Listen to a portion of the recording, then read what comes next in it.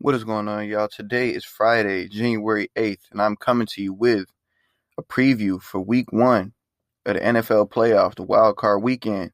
We got a great weekend of games lined up starting tomorrow, spreading through Sunday. We got the Colts versus the Bills, the Rams versus the Seahawks, the Buccaneers versus the Washington football team. Those three games are going to be broadcasted on Saturday, and then we got the Ravens and Titans, the Bears versus the Saints, and the Browns versus Steelers. Those three games will be broadcasted on Sunday. So what I'm going to do today is bring you guys a full prediction and analysis and breakdown of each and every game, starting with the Bills and the Colts. So the Bills are finally a powerhouse in the NFL again. Finally looking good, finally got their franchise quarterback, a great coach, a culture-setting coach, a great run-stopping defense, aggressive defense, a defense that's going to fly to the ball, fly around, and be super active. I think this Bills team is something to be very excited about because I think that they have the talent and the confidence and the momentum right now to really make a deep playoff run. And we might even see this team in the Super Bowl. I think that is their ceiling, is to be a Super Bowl contending kind of team. As for the Colts, I feel like they're still one or two pieces away. I think they have a great defense. I think they have a great running game. I think they have some good weapons at the receiver position. And they have a decent quarterback in Phillip Rivers. Not the greatest quarterback, but a decent one, nonetheless. I don't think that Phillip Rivers can get them over the edge. I don't think he can get them over the hump that they need to get to. And for that reason is why I'm picking the Bills to win this game 28-24. I think Phillip Rivers is a cool guy. I think he's a proven veteran in this league, but he's also proven to not be able to win playoff games. If there's anything that we know about Phillip Rivers is that he loves to turn the ball over, he loves to scream, and he loves to lose playoff games. So I think this week will be no different. I got Bills 28-24. Following that game, we got the Rams and the Seahawks. Now, I think this is probably going to be one of the more competitive games of the entire playoff and one of the more competitive games of this weekend alone. But in this game, Rams versus Seahawks, I have the Seahawks winning 24-17. I think when you have an elite quarterback, a top 5 quarterback in Russell Wilson, who's aggressive and who's really, really trying to prove that he is the guy. The whole let Russ cook thing was big early in the season, and people started to hate on him and say he was turning to turn the ball over too much, and he's not really all that we crack him out to be. I think he's going to be out here to prove a lot of people wrong, especially since he's healthy. I believe they've got Tyler Lockett healthy. Chris Carson, all of them boys, DK Metcalf and them boys. I think the defense was finally looking great going into the playoffs. They was holding teams lower. They was making stops, making turnovers, everything that you need to do to be a deep playoff run team. And I think when you have a coach as good as Pete Carroll, a quarterback as good as Russell Wilson, weapons as good as DK Metcalf and Tyler Lockett, and a defensive stud as good as Jamal Adams or Bobby Wagner, I think that you are always going to be a contender. And that for that reason, I'm taking them over the Rams. Now, I understand the Rams' defense. I understand what they have at their disposal on defense. They have a great secondary led by Jalen Ramsey. They have a great front four led by Aaron Donald. Those are probably the two best players at their position in the entire NFL. And that is rare where you see a top 3 corner and a top 3 defensive lineman on the same team ever. So we know that this defense is elite. This defense is proven to hold teams and shut teams out and hold teams to 9 points, 6 points, all types of things. But I don't think they're going to do that this week. Just played out, point and simple. I still think the Seahawks are going to hang 24 on them just because of the potential that Russell Wilson brings to the program. Russell Wilson brings a dynamic and a potential to any team that you could go up and put 35 on the board any given week. So I'm giving them 24 this week. And the thing with the Rams offense is I think they have good weapons. I think they have 2 good receivers, 3 good receivers actually in Kupp and in Woods and Higbee. I think those are good targets. I think those are good receivers. But I don't think that's enough to keep them over the hump, especially with the questions about Jared Goff. I'm not even sure if he's healthy this week. Even if he is healthy, I don't think he's a good quarterback. Anyways, I think he's probably the most overpaid quarterback in the NFL, overrated quarterback in the NFL, one of the most trash-ass starting quarterbacks in the NFL. I don't think he's the guy to get the job done. I think he is, out of every quarterback in the playoff right now, he's probably the worst. It's definitely between him and Nick Foles. But Nick Foles, but Nick Foles has won a Super Bowl, so he can't be as bad as Jared Goff. Jared Goff just isn't the guy. He's not the one. And for that reason, I don't think they're going to be able to get over 17 points on the board, and the Seahawks are going to win this game. And following the final game on Saturday is going to be the Buccaneers versus the Washington football team. Now, I think this is going to be one of the most intriguing games to watch because this is the GOAT. This is Tom Brady, big bad Tom Brady, going against the Washington football team. Now, this is the only team in the playoff with a losing record this year. But I do think this team is a team to really be taken seriously. This team, led by Ron Rivera, is a very well-coached, well-disciplined defensive team. They probably have the best front four in the NFL with Chase Young and Sweat and them boys down there. Them boys are different, and I've seen them get to the quarterback and make an issue for quarterbacks that aren't mobile. Now, I think that might create an issue for Tom Brady, but the way that AB and Godwin and the boys is playing right now, I'm not sure anybody can slow this offense down. So I think this is going to be the most intriguing game to watch based off that dynamic. The Tom Brady versus Chase Young and Montez Sweat. I think that is going to be the most interesting thing about this entire game. Nonetheless, I still have the Buccaneers winning 34-17. I don't think that the Washington football team has the offensive firepower to keep those consistent points, to keep up with the Buccaneers. But if they could hold the Buccaneers to, a field goal and 2 punts in the first quarter, then I think they might be all right. It all depends on that first quarter, in my opinion, especially with how Chase Young comes out, how this defense comes out, if they're coming out flying to the ball, running to the ball, or if they're coming out, a little timid, because this is a young team. They haven't been to the playoffs. They don't have any experience, but they have a great coach, veteran coach, in Ron Rivera. So it's going to be interesting to see how he gets these guys ready, how he rallies his troops and gets them ready to play against the GOAT.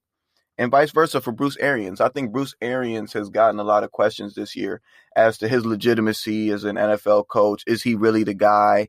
Can he lead the troops? Can he galvanize his guys and put the confidence in his players to go out and play well? Because I think early on in the season, we saw a lot of Bruce Arians just blaming other people, especially Tom Brady for the faults and the errors.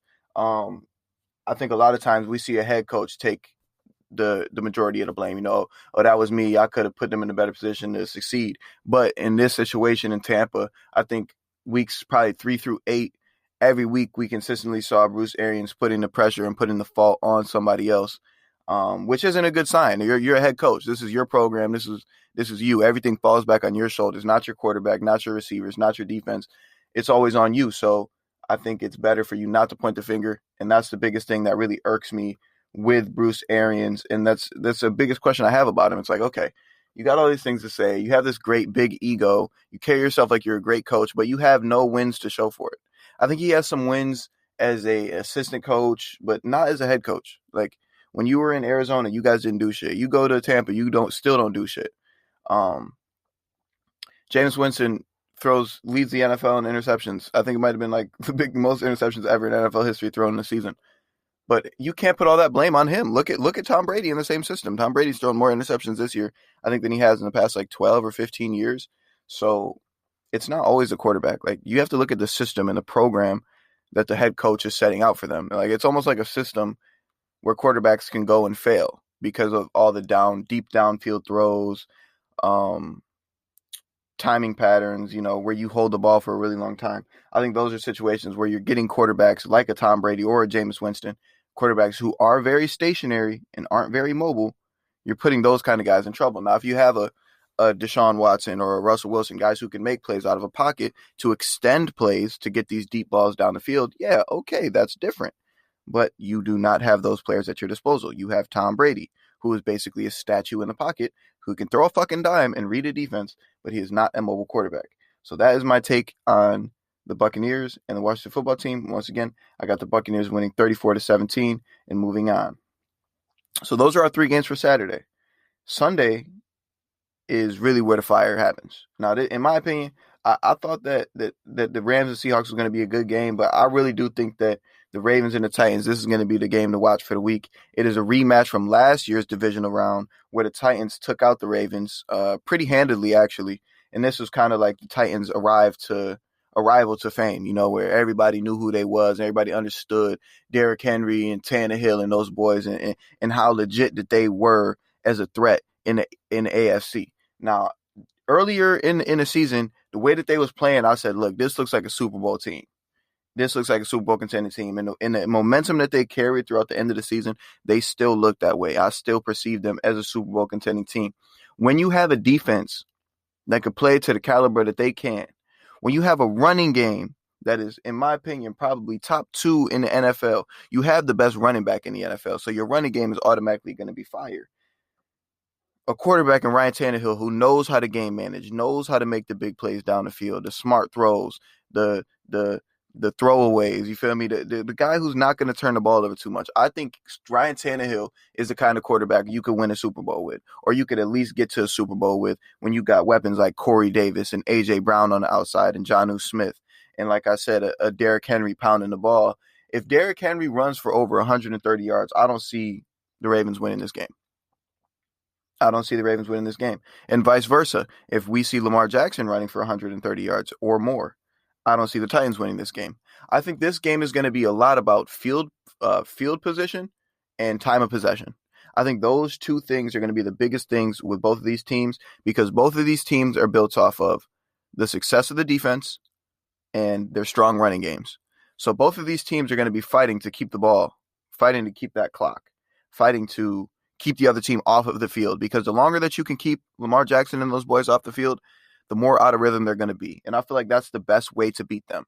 If I'm Tennessee, it doesn't always work out like this. It's not always a perfect world, but my intention were to be pound the ball, pound the clock, pound the ball, and keep Lamar on the sideline, right? He gets on the sideline, blitz him, get him off the field as quickly as possible. Get this lead as quickly as I can to make sure that Lamar has to throw the ball. If I could get up 2 scores on him in the first half, then I would feel so much better than being tied going into the third quarter. Because if you're tied with the Ravens going into the third quarter, that playbook absolutely opens up and John Harbaugh gets into every scheme and motion play and play action play and RPO read that he can to make sure that Lamar Jackson and his offense is going to be successful. I've seen it happen way too many times. Now, I think that all the pressure in the world is on Lamar Jackson this week. His rookie year, they lose to San Diego. His MVP year, they lose to Tennessee. Now, this year, he has to get this done. He has to come home with a win. But whether you play great, whether you play bad, it doesn't matter. You have to win this game. You have to make those plays and those reads and be a leader on the field to where your team can get this win. You guys cannot come up short this week. Lamar, if you guys come up short this week, your name is going to be taken out of that conversation of best players in the NFL. You can't be this phenom in the regular season and consistently get bounced in the first round of your playoffs every year. That can't happen. So with that being said, I'm taking the Ravens 27-24. Lamar Jackson finally wins his first playoff game, and he shows the world, like, look, I am Lamar fucking Jackson. Y'all better be on notice for me, not just in the regular season, but in the playoffs too. We are coming, because I think he has the talent around him defensively. I think they have the defense to do it. They definitely have the running backs to do it. If Hollywood Brown, Snead, and Boykin and them boys and Mark Andrews, if they could just do their fucking job, catch the ball. Last year against Tennessee, they dropped a lot of passes. When they lose big games, ironically, these guys drop a lot of passes. So it's not all on Lamar. It is also on these weapons, because they are a little suspect at times. But with that being said, I'm still taking the Ravens 27-24 in an absolute battle of the trenches. Let's put it like that. This is going to be a battle of the trenches between the Ravens and the Titans. Moving on, we got the Saints and the Bears. This is going to be a slaughtering for the Bears. I'm sorry, Bears. I'm sorry. I don't even know the fucking head coach of the Bears' name. I forgot it. I forgot his name because it doesn't matter, and he's not a good coach. He doesn't know how to rally his troops. He doesn't know how to select his quarterback. He's not confident in his team. His team slid. I think they started out like 4-0. How do you finish 8-8? How is that possible? That's terrible. I'm taking Saints 27-9. Drew Brees, Alvin Kamara, Taysom Hill, Latavius Murray, all of you guys, they're going to have their way with this team.